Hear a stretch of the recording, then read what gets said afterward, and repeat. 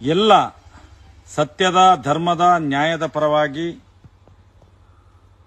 ಹೋರಾಟವನ್ನು ಮಾಡ್ತಿರುವಂತ, ಅದಕ್ಕೆ ಬೆಂಬಲವನ್ನು ಸೂಚಿಸುವಂತ ಎಲ್ಲ ಜನ ಸಮೂಹಕ್ಕೆ ನಾನು ಅಭಿನಂದನೆಯನ್ನು ಮಾಡ್ತಾ ಇದ್ದೇನೆ. ಯಾಕಂತ ಹೇಳಿದ್ರೆ ಕಳೆದ 3-4 ದಿನದಿಂದ ಒಂದು ವಿಡಿಯೋ 10-15 ಮಿಲಿಯನ್ ತನಕ ಶೇರ್ ಆಗಿ ಹೋಗ್ತಾ ಇದೆ ಅಂತ ಹೇಳಿದ್ರೆ, ಅದರಲ್ಲೊಂದು 60-70 ಸಾವಿರ ಜನ ಕಮೆಂಟ್ ಮಾಡ್ತಾರೆ ಅದಕ್ಕೆ ಅಂತ ಹೇಳಿದ್ರೆ, ಆ ಬರೇ ಕಮೆಂಟ್ ಅನ್ನು ಓದಿದ್ರೆ ಗೊತ್ತಾಗ್ತದೆ ಇವತ್ತು ಸೌಜನ್ಯಳನ್ನು ಅತ್ಯಾಚಾರ ಮಾಡಿದ್ದು ಯಾರು, ಆ ಕಾಮಂದ ಯಾರು, ಎಲ್ಲವೂ ಗೊತ್ತಾಗ್ತಾ ಇದೆ.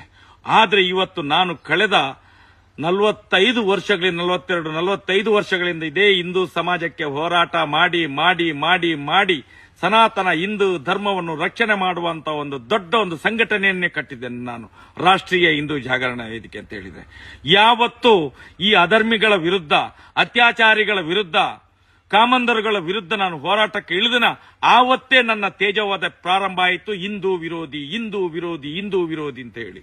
ಇವತ್ತೊಬ್ಬ ಸಾಮಾನ್ಯ ಮುಸ್ಲಿಂ ಯುವಕ ಇವತ್ತು ಒಬ್ಬ ಏನು ಅಧರ್ಮದ ವಿರುದ್ಧ, ಅನ್ಯಾಯದ ವಿರುದ್ಧ, ಅತ್ಯಾಚಾರ ವಿರುದ್ಧ ಒಂದು ಸಣ್ಣ 39 ನಿಮಿಷದ ವಿಡಿಯೋ ಬಿಟ್ಟದ್ದಕ್ಕೆ ಅವನನ್ನು ದೇಶದ್ರೋಹಿ, ಹಿಂದೂ ವಿರೋಧಿ, ಅವನು ಮತ ಅಂದ, ಹಾಗೆ ಹೀಗೆ ಬಿಂಬಿಸ್ಲಿಕ್ಕೆ ಶುರು ಮಾಡಿದ್ರು.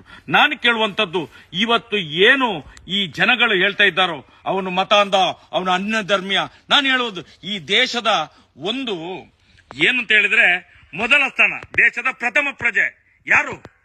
ರಾಷ್ಟ್ರಪತಿಯವರು. ಅಬ್ದುಲ್ ಕಲಾಂನನ್ನು ಮಾಡ್ಲಿಲ್ವಾ? ಈ ದೇಶ ಒಪ್ಪಿಕೊಳ್ಳಿಲ್ವಾ? ಅಬ್ದುಲ್ ಕಲಾಂ ಮುಸಲ್ಮಾನರಲ್ವಾ ಅವರು? ಅದ್ರ ಬಗ್ಗೆ ಯಾಕೆ ಮಾತಾಡೋದಿಲ್ಲ ಇವರು? ಅದನ್ನು ಕೇಳ್ತೇನೆ ನಾನು. ಇನ್ನೊಂದು ಕಡೆಯಲ್ಲಿ ಧರ್ಮಸ್ಥಳ ಹಿಂದೂ ದೇವಸ್ಥಾನ ಅಲ್ವಾ? ಮಂಜುನಾಥ ದೇವರ ಹೆಸರಲ್ಲಿ ಅದು RTC ಇರ್ಲಿಲ್ವಾ? ಈಗ ಅನ್ಯಮತಿಯರ ಹೆಸರಲ್ಲಿ RTC ಆಗಿದಲ್ಲ, ಪಾಣಿಪತ್ರ ಆಗಿದಲ್ಲ, ಇದಕ್ಕೆ ಯಾಕೆ ಉತ್ತರ ಕೇಳುವುದಿಲ್ಲ?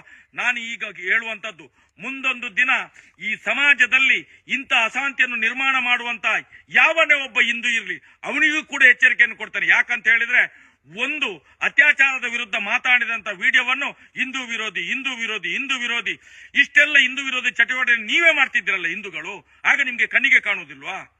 ಒಂದು ಸತ್ಯದ ಪರವಾಗಿ ಹೋರಾಟ ಮಾಡಿದ್ರೆ ಅವನ ಅಧರ್ಮಿ, ಆಧರ್ಮ, ಈ ಧರ್ಮ, ಜಾತಿ, ಇವತ್ತು ಏನು ಅತ್ಯಾಚಾರಿಗಳಿದ್ದಾರೋ ಜಾತಿನಲ್ಲಿ ವೈಮನಸ್ಸು ತಂದಾಕಿದ್ದಾರೆ.